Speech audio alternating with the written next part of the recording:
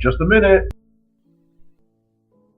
Later that night in Dexter's apartment, a knock came upon his door. He opened it to find Hannibal looming. He had changed into a deep navy suit, and in his hand he held a bag, its contents hidden from the world, and looking back perhaps should have remained a mystery. But the mystery was a misery, and what remained was remains. Let me take your coat. Thank you. This is for you. I prepared it especially. You're staying in a hotel. Do hotels have cooking utensils now? I borrowed a kitchen. She didn't mind. You have a friend here in Miami? A friend who let me cook her food. I borrowed some things for an appetizer and a nice Chianti. It's really good. I've read about a case of a cannibal back in your town. It's a coincidence how cannibal rhymes with Hannibal. Dexter doesn't rhyme with lumberjack yet. Here we are. Huh? Do you always talk about work when you're entertaining guests? I try to avoid entertaining guests. Why is that? The idea is also fake, forced, like everyone is putting on a front. To impress your guests, you have to act accordingly to what they perceive to be respectful. So you're putting on a front now? No, there's something about you, Dr. Lecter. Call me Hannibal, please. I'm not quite sure. Though, it feels familiar, correct? I feel we're alike. We're sharing something in common. I taste for a certain thing. I have my rare breeds of animals. And you have your blood. Surprise, motherfucker. Surprise, motherfucker. Nice ringtone. Dexter and Hannibal's conversation would be interrupted by an unexpected but relieving phone call from Deb. In a brief discussion, Deb informed Dexter of a brutal murder in a crime scene they both knew all too well. Dexter offered to drive Hannibal to the location. He accepted and they left his apartment and drove off. They never got round to having dinner, but the butterflies in their stomachs kept them full for the rest of the night. Fuck Dex, I can't even go in there. What is it? It's him, but it can't be. Who? Deb. It's okay. Breathe. She seems to be very emotional. Hannah, fuck balls, I can hear you. Long story. Let's just get in here. Look by the door. What is that? Hannibal pointed to the porch below the front door. Both him and Dexter looked. Dexter's reaction was of shock. He had seen something like this before, but only once.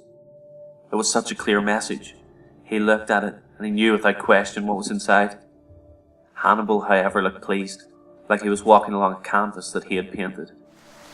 The Oyster Killer, Rudy Cooper, fucking Brian, whatever. Shh. Don't worry. It's not him, Deb. He's dead. Listen, I'll go in with Hannibal. Stay here with Quinn. Both Dexter and Hannibal walked towards the entrance of the home.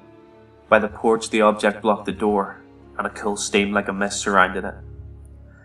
It was a giant cube of ice. Dexter knelt down and peered directly into it. He reminisced of the last time he had witnessed a cube like this and its contents. He rubbed one side of the glass-like matter, and it confirmed his suspicion. There was something inside, and he recognized it. Calista's face. Sorry? It's her face. Inside the ice. How unique. I've seen this before. I think we're dealing with a copycat. We should look inside. Dexter knew this time that he could not afford to be as excited as he once was by this puzzle. He couldn't risk Deb's life yet again. He killed his own biological brother for her sake. It was a feeling he'd never knew he could experience. Perhaps it was love, but if you've never felt it before, then how do you know? They both entered the house, and in the front room lay Calista's remains.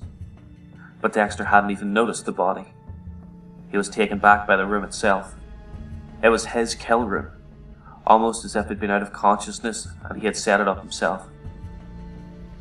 When finally he went over to the body, he realized she was just a shell, a faceless shell, like an egg with no yolk or a balloon with no air. All her internal organs had been removed, and her heart sat on the keys of the piano, with a knife and fork at either end. An organ playing an organ. That's the message. Look closer, Dexter. The knives and a fork. He's eating the bodies. The Baltimore case in Miami? Hannibal was the cannibal. Something inside Dexter clicked. He knew. He looked at Hannibal, and Hannibal knew. Now both dark passengers were revealed to each other. Dexter still had a need to kill. He had gotten this far. The urge was at its height. Hannibal had stolen a kill. And if you take from Dexter, he will take from you. If you fit his code. And Dr. Hannibal Lecter fits Dexter Morgan's code. I want to go inside. You sure that's a good idea, Deb? What are you, my fucking father? You coming? Yeah. Dex? Dex? Dex? Dex?